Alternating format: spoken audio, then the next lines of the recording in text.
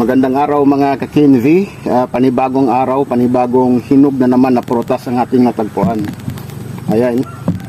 Ito ang lakatan. Napabayaan na ito mga Kinvi. Napakaganda. Oh. Hinog na hinog.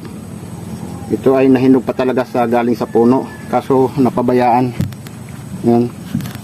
May yung kinain na ng ibon. Okay na rin, at least nakinabang pa yung ibon. Ayan. Tikman natin to ngayon.